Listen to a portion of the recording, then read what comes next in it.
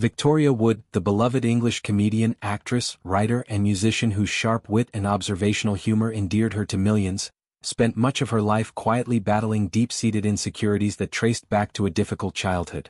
These personal struggles, long kept private, have been brought into the spotlight following her death through the documentary film Becoming Victoria Wood. The 90-minute production, which premiered in cinemas last month and aired on the UN Gold channel on February 12, features candid interviews with Wood's school friends and colleagues who shared intimate details about her teenage years and the emotional challenges that shaped her. Born the youngest of 4 siblings, Victoria grew up in a household marked by emotional distance and unfulfilled ambitions. Her father, Stanley Wood, was a man who suppressed his own dreams of becoming a playwright in order to provide for his family, including his wife Nellie, who struggled with depression. This environment of quiet frustration and parental unhappiness appears to have left a lasting imprint on young Victoria. In various interviews throughout her career, she openly described her adolescence as unhappy, referring to herself as a mess and a misfit. She attributed much of her early academic struggles to laziness, though friends later suggested the issue ran deeper than simple lack of effort. One school friend, Leslie Schatzberger, recalled that Victoria didn't pull out the stops with things she wasn't interested in doing. Schatzberger described the Wood family as feeling ununified, noting that she never met Victoria's parents despite frequent visits to the Schatzberger home. On occasions when friends would drop Victoria off after gatherings, she insisted on being left at the bottom of the hill and walking the rest of the way alone, an unusual detail that suggested a desire to keep her home life separate and private. There didn't seem to be a family context for Vicky, Leslie explained. It was just Vicky. Another classmate, Anne Sweeney, remembered Victoria as quite scruffy and not very conformist. She often appeared with droopy socks and a slouched posture, standing out from the more polished or conventional students. Rather than trying to blend in, Victoria developed an independent demeanor that masked deeper shyness. She just didn't fit in, Sweeney observed, and her way of dealing with that was to not care. Beneath the surface of apparent nonchalance, however, lay significant insecurity and a sense of not belonging. These childhood experiences profoundly influenced Victoria's creative voice.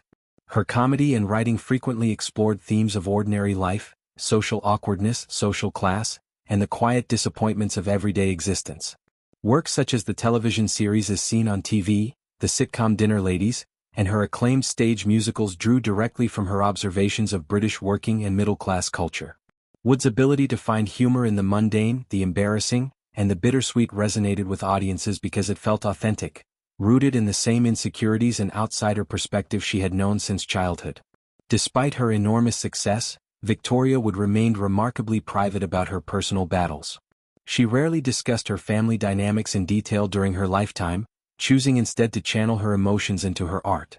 Friends and collaborators noted that her humor often served as both a shield and a spotlight, allowing her to connect with others while maintaining emotional distance. The documentary Becoming Victoria Wood marks a significant shift, allowing those who knew her best to share the human story behind the public persona. Victoria's career spanned more than 4 decades and earned her numerous accolades, including BAFTA awards and a prestigious fellowship from the British Academy of Film and Television Arts. She wrote and starred in hit television programs, released best-selling books and composed acclaimed musicals.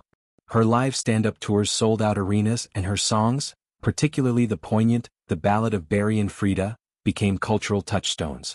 Yet even at the height of her fame, she carried the quiet weight of those early years. The film reveals how these insecurities persisted, influencing her relationships, her work ethic and her self-perception long into adulthood. Victoria Wood passed away in April 2016 after a short but courageous battle with cancer. Her death at the age of 62 shocked the British entertainment community and prompted an outpouring of tributes from fans, fellow comedians and public figures who praised her warmth, intelligence and unparalleled gift for finding comedy in the ordinary. The release of Becoming Victoria Wood has provided a new lens through which to view her life, one that honors both her extraordinary achievements and the very human vulnerabilities she carried. The documentary has sparked renewed appreciation for Wood's work and deeper conversations about the lasting impact of childhood experiences on creative individuals. Many viewers have reflected on their own upbringings, recognizing parallels in the way family dynamics, social pressures, and feelings of not fitting in can shape a person's path. School friends' accounts humanize Victoria, showing that behind the quick wit and confident stage presence was a woman who had learned to navigate the world while protecting a sensitive inner self.